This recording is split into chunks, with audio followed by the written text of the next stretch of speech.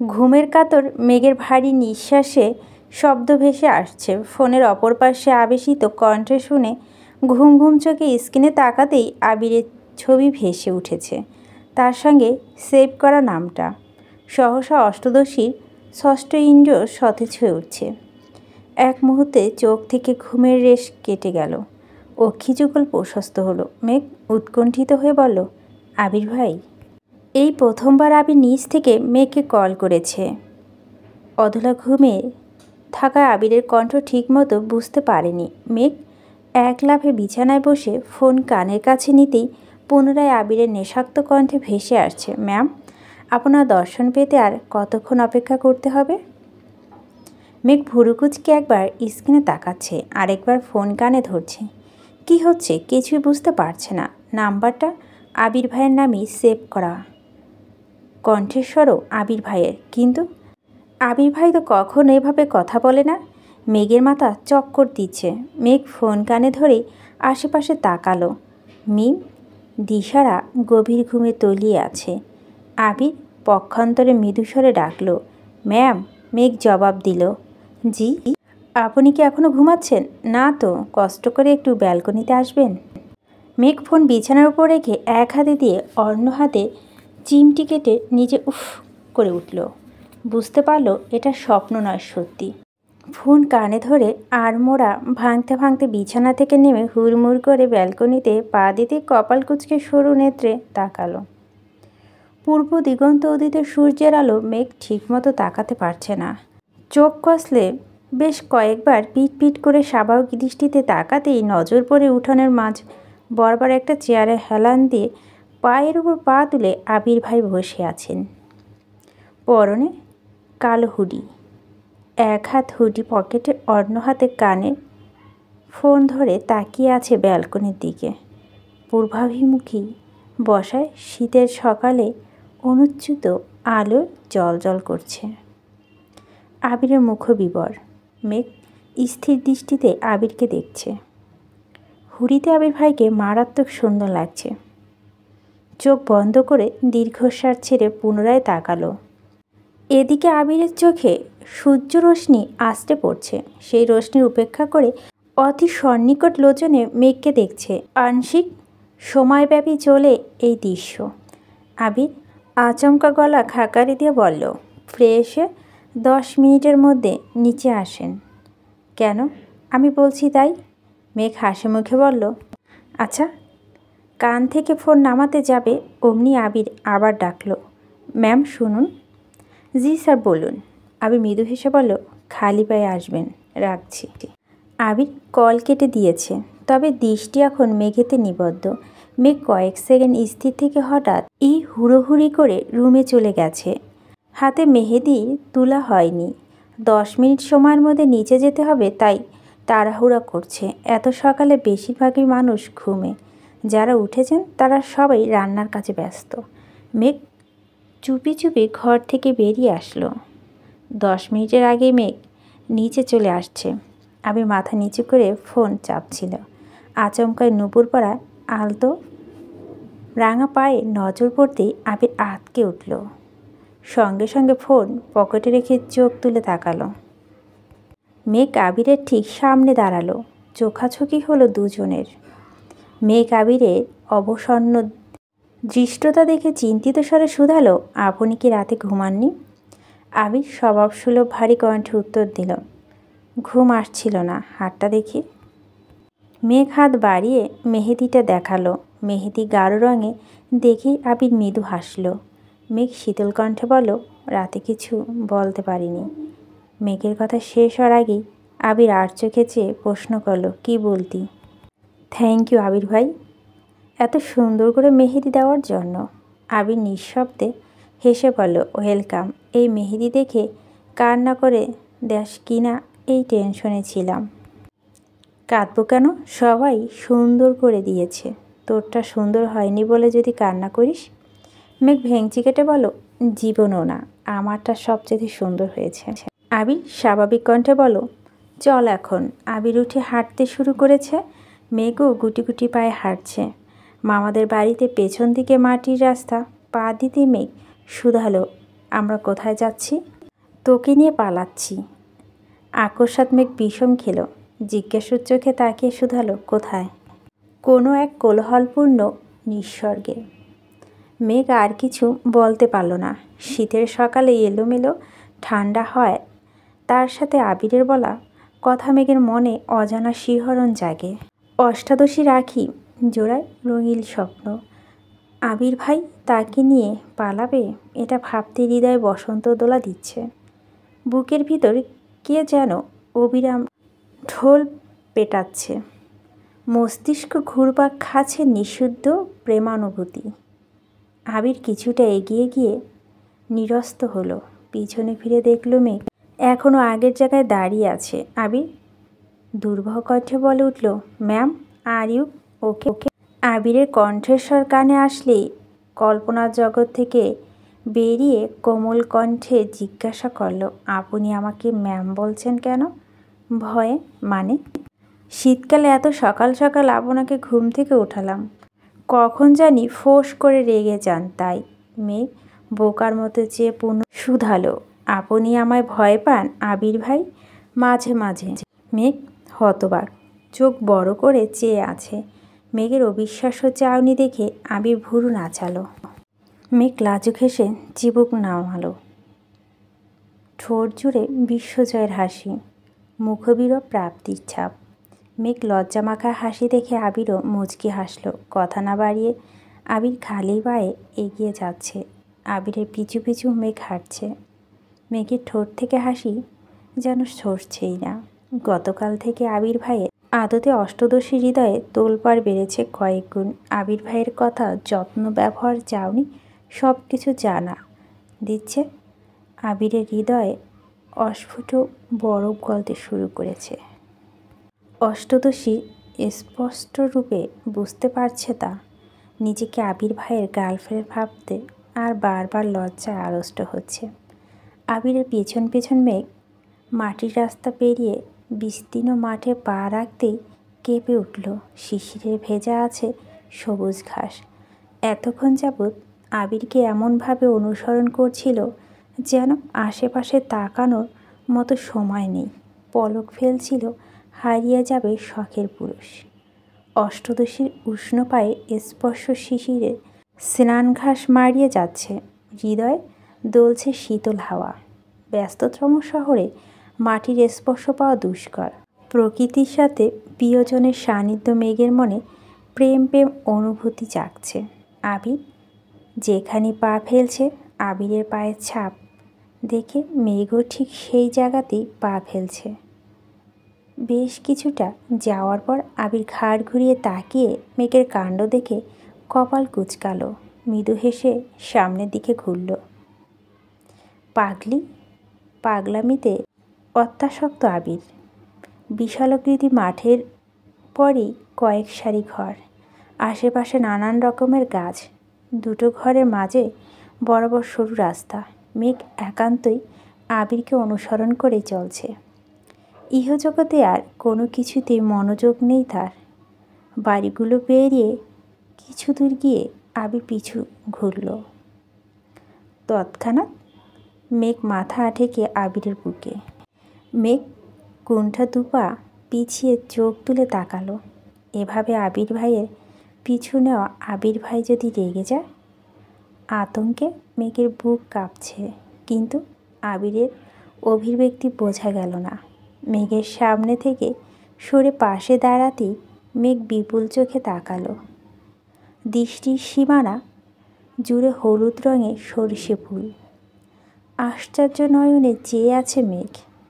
এত সরষে ফুল একসঙ্গে কখনো দেখেনি সে। কয়েক মুহূর্তের জন্য স্তব্ধ হয়ে গেছে। আবিরের দিকে তাকাতেই আবির মুচকি হেসে বলল, একখণ্ড হলুদের রাজ্যে আপনাকে স্বাগতম, যেখানে নেই শহরের কোনো কোলাহল, নেই কোনো নিঃশব্দ অনিল। সবটুকু জুড়ে শুধু স্নিগ্ধতা, নীলাকাশ আর প্রকৃতি জুড়ে সরিষা ফুল। এই মনোমুগ্ধকর দৃশ্য দেখে অনুভূতিরা অষ্টদশী হৃদয়ে ছুঁয়ে যাচ্ছে। প্রকৃতি নিরন্তর আনন্দিত, সরিষা ফুল তার এক প্রতিপদ নিদর্শন। দিগন্তজোড়া মাঠে প্রতিটা সরিষে ফুলে জমে আছে শিশিরের কণা। সেই দৃশ্য দেখে মেঘের মনে প্রেমের রঙে সুশোভিত হয়ে গেছে। মেঘ গুটি গুটি পায়ে এগিয়ে আলতো হাতে শিশিরের ভেজা সরিষে ফুলে স্পর্শ করল। মেঘ আপন মনে ছুটে যাচ্ছে। কিছুদূর যাওয়ার পর হঠাৎ থমকে দাঁড়ালো, পিছনে ঘুরে দৌড়ে আবিরের কাছে চলে আসছে। আবির ভুরু কুঁচকে তাকিয়ে আছে। মেঘ আবিরের কাছে এসে হাঁপাতে শুরু করলো।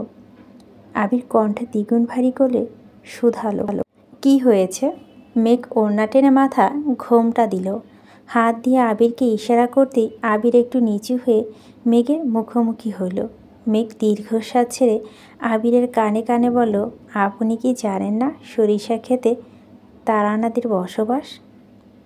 আবির সিরিয়াস মোডে কথা শুনতে এসেছিল, কিন্তু মেঘের আজগবি কথা শুনে সশব্দে হেসে বলল, তোর তাড়না বেড়াতে গেছে।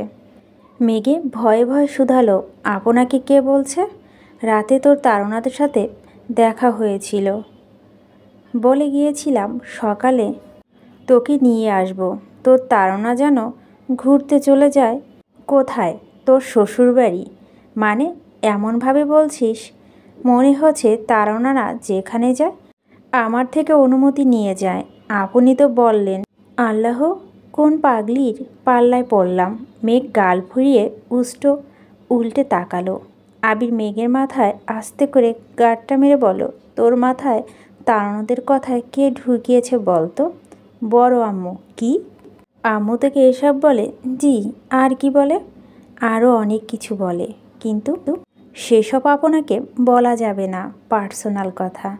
আবির ভুরু কুটিয়ে বিড়বিড় করে বলো, শাশুড়ি বউ মিলে আমায় পাগল বানিয়ে ছাড়বে। আবির গলা খাকিয়ে দিয়ে বলল, এসব আজগুবি কথা আর বলবি না। তানারা বলতে কিছু হয় না। আমার ভয় লাগে। বড় আম্মু বলছে তানারা আমায় নিয়ে যাবে। আবির অত্যন্ত গম্ভীর কণ্ঠে বলল, আমি থাকতে তোর কিসের ভয়? আমার চোখের সামনে আমার অনুমতি ব্যতীত কেউ তোকে ছুঁতেও পারবে না। মেঘ প্রশস্ত নেত্রে তাকিয়ে মুচকি হাসল। ভীষণ লজ্জা পেয়েছে। চিবুক নামিয়ে ঘুরতেই মেঘের মাথা থেকে ওড়না পড়ে গেল। পা বাড়াতে আবির গম্ভীর কণ্ঠে বলল, দাঁড়া। মেঘ দাঁড়াতে আবির আলতোভাবে মেঘের চুল থেকে কাঁকড়া প্যান্ট খুলে দিল। অমনি মেঘের ঘন কালো চুল কোমর ছাড়িয়ে পড়ছে। আবির দুহাতে কতগুলো সরিষা ফুল ছিঁড়ে মেঘের চুলে ছড়িয়ে দিয়েছে। কালো চুলে হলুদ ফুলগুলো অসাধারণ সুন্দর লাগছে।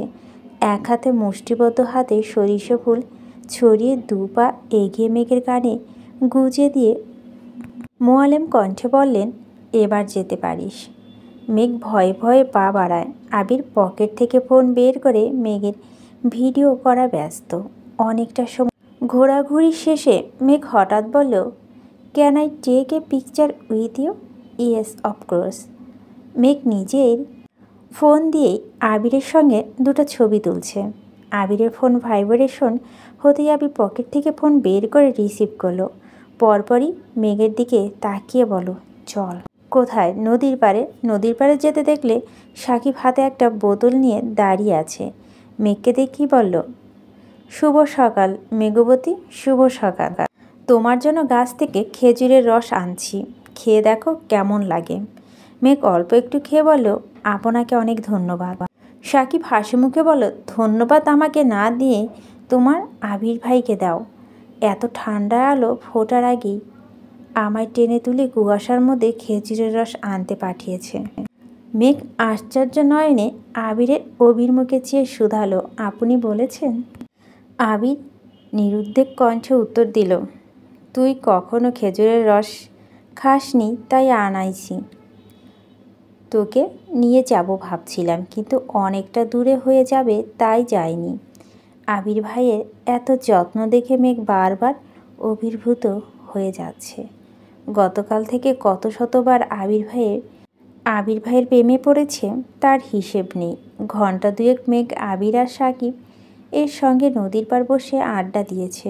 আবির আর সাকিবের শৈশবের স্মৃতিগুলো সাকিব অবলীলায় মেঘকে জানাচ্ছে। এই নদীতে কত কত দিন গোসল করেছে একসাথে। ফুটবল ক্রিকেট খেলার ঘটনা থেকে শুরু করে এক পর্যায়ে সাকিবের মনের মানুষের কথা বলছে। সেই থেকে মেঘ বায়না ধরেছে সাকিবের গার্লফ্রেন্ডকে দেখবে। আবির কয়েকবার না করছে, কিন্তু মেঘ কোনো কথা শুনছে না। আবির ধমক দিতে গিয়েও বারবার আটকে যাচ্ছে। সে কোনোভাবে মেঘের মনে আঘাত দিতে চাচ্ছে না। মেঘ পাগলামিতে সাকিব বাধ্য হয়ে মেয়েটাকে কল দিল। কিছুক্ষণের মধ্যে একটা মেয়ে মাথায় ঘোমটা দিয়ে ওদের কাছে আসলো। 3 পিস পরনে, চুলগুলো বেনি করায়, গ্রামের খুব সাধারণ একটা মেয়ে, তবে রূপ লাবণ্য পরিপূর্ণ। মেঘ বসা থেকে দাঁড়িয়ে সালাম দিল। মেয়েটা হাসি মুখে সালামের উত্তর দিয়ে মেঘকে ভালো মন্দ জিজ্ঞেস করছে। আবির আর সাকিব মুখ চাওয়াচাওয়ি করে কিছু একটা ইশারা করলো। সাকিব মেয়েটাকে বলল, শিমু, তুমি চাইলে আমাদের সাথে বসতে পারো। শিমু আস্তে করে বলল, বাসায় বলে আসিনি, চলে যেতে হবে। মেঘ মন খারাপ করে বলল, ভাবি এইটুকু বসেন না প্লিজ। শিমু লজ্জায় নুয়ে পড়ল। মেঘের কথায় সাকিব হাত দিয়ে কপাল চাপড়াচ্ছে। আবির তাড়াতাড়ি পকেট থেকে ফোন বের করলো। হাজার হোক আবির সাকিবের বড় ভাই। ছোট ভাইয়ের প্রেমিকাকে লজ্জার হাত থেকে বাঁচাতে আবির তৎক্ষণাৎ জায়গা ত্যাগ করল। শিমু শীতল কণ্ঠে বলল, অন্য কোনো দিন সময় নিয়ে তোমাদের সাথে আড্ডা দিব। আচ্ছা আপু। শিমু যেতে দিল। সাকিব পিছু ডাকে। সাকিব আর শিমুকে কথা বলতে দেখে মেঘ কিছুটা সরে দাঁড়ালো। আবির ফোনে কথা বলতে বলতে মেঘকে ডাকলো।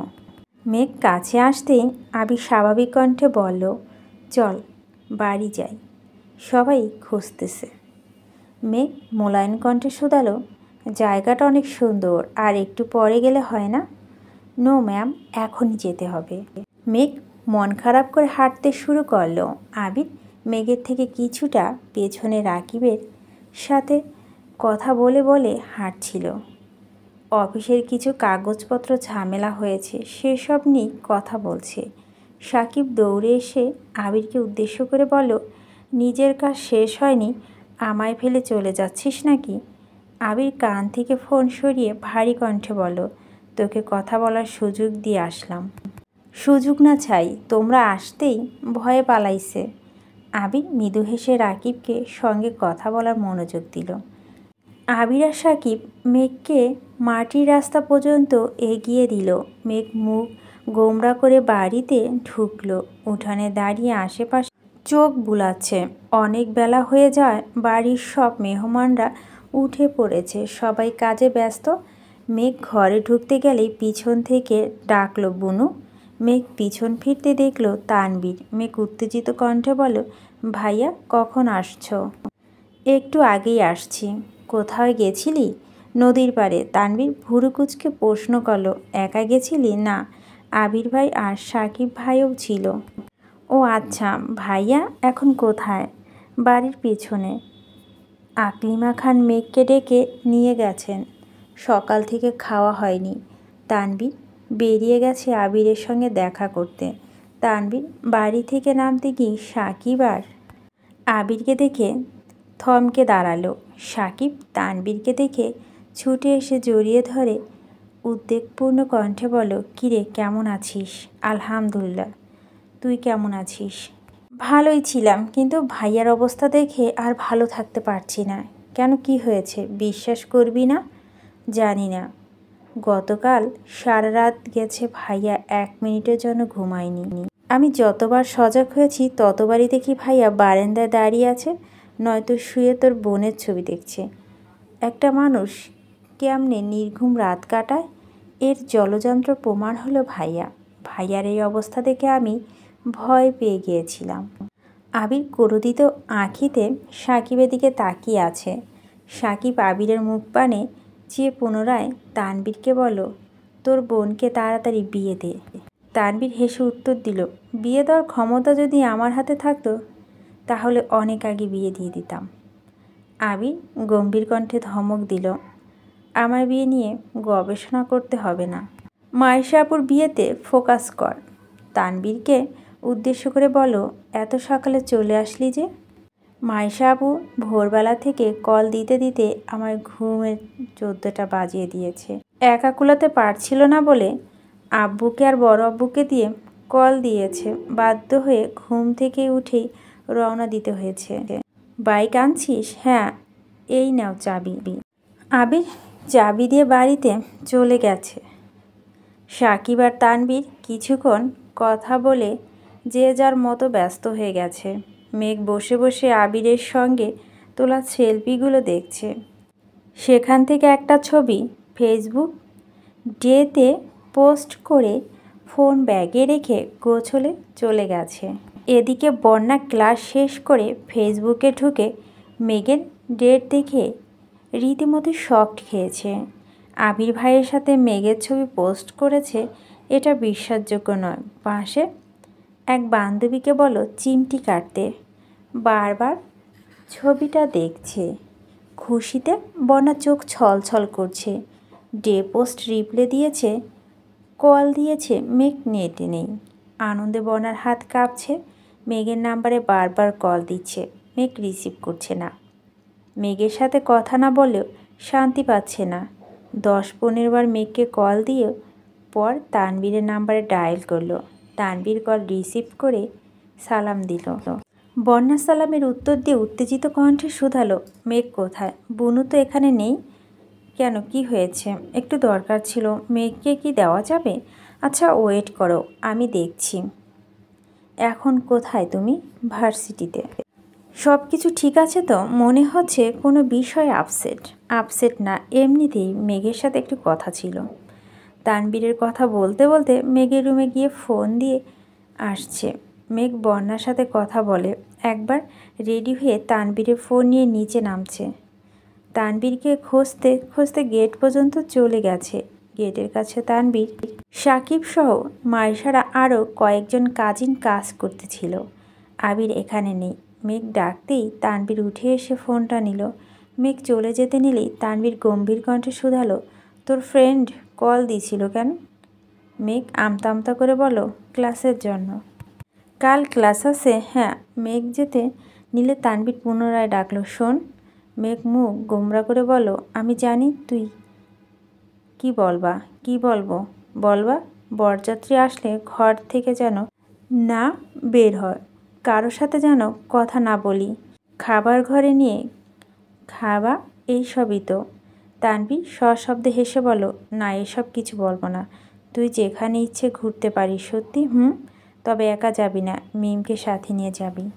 আচ্ছা, কিন্তু তুমি কি বলতে চাইছিলা? চুল ছেড়ে ঘুরিস না, হিজাব পরে আসিস, ঠিক আছে? মেঘ রুমে যাওয়ার জন্য সিঁড়ি পর্যন্ত যেতেই মালার সাথে দেখা হলো। মালা হেসে বলো, মেঘ কোথায় ছিলে তুমি? রুমে খুঁজতে গিয়েছিলাম তোমায়। মেঘ তপ্ত স্বরে বলো, নিচে ছিলাম। মালা আশপাশ তাকিয়ে বলো, তুমি কি আমার উপর রেগে আছো? রাতে তোমার সাথে ওই রকম ব্যবহার করা ঠিক হয়নি, তার জন্য দুঃখিত। মেঘ উষ্ঠদয় প্রশস্ত করে উত্তর দিল, রাগ করি না। মালা উত্তেজিত কণ্ঠে বলো, দেখো তো আমার মেহেদিটা কেমন হয়েছে। হাত বাড়াতেই মেঘ মালার হাতের দিকে তাকালো। মেহেদির ডিজাইন খুব সুন্দর হয়েছে। হঠাৎই মেঘের ভুরু যুগল কুঁচকে গেল। মালা হাতে এই অক্ষর দেখে মেঘ ভীষণ চটে গেছে। সে খুব ভালো করেই বুঝতে পারছে মালা ইচ্ছে করে আবির ভাইয়ের নামের প্রথম অক্ষর লিখেছে এবং সেটা মেঘকে দেখাতে আসছে। মেঘ রাগে পাশ কাটিয়ে চলে গেছে। মালা আর চোখে চেয়ে হাসল। বরযাত্রী আসছে। অনেকক্ষণ হলো গেটের জামাই বরণ চলছে। হুড়োহুড়ি কর্মকাণ্ড, কোথাও মেঘ নেই। সেই যে রুমে ঢুকছে আর বেরই হয় নাই মেয়েটা। মিম দিশাকে সাথে আছে। তানবীর টেনশনে পড়ে গেছে। হিজাব পরাতে বলায় বোন রেগে গেল কি না।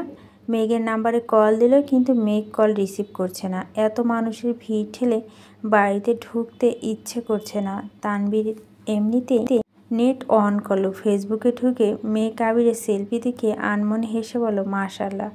কিন্তু সেই হাসিটা বেশি সময়ের জন্য স্থির হলো না। মেঘের আইডি দেখে ভুরু কুটালো।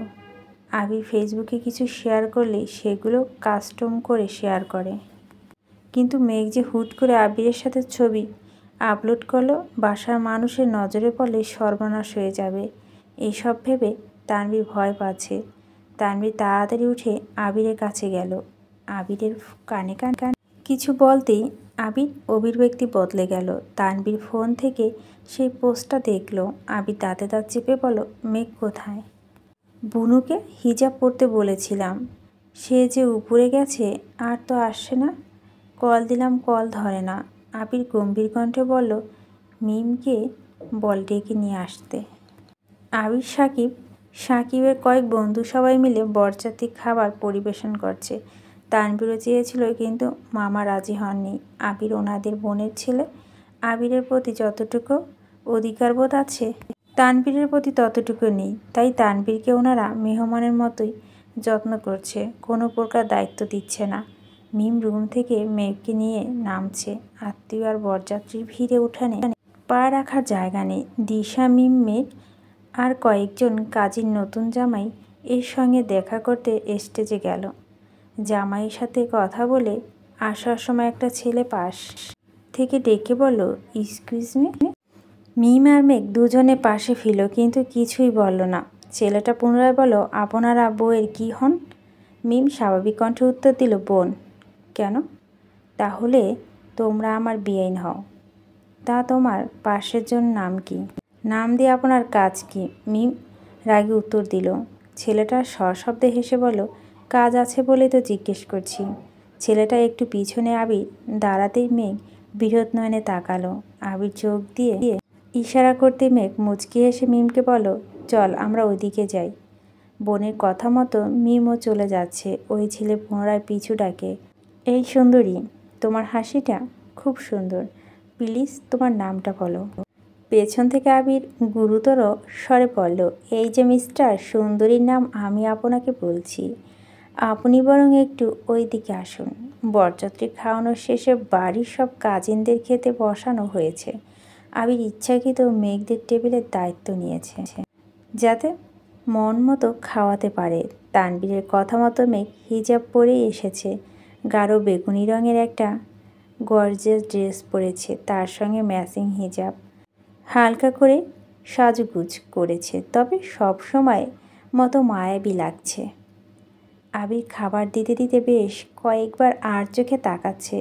খাওয়া শেষ পর্যায়ে আবির হঠাৎ মেঘকে তীক্ষ্ণ দৃষ্টি পরক করলো।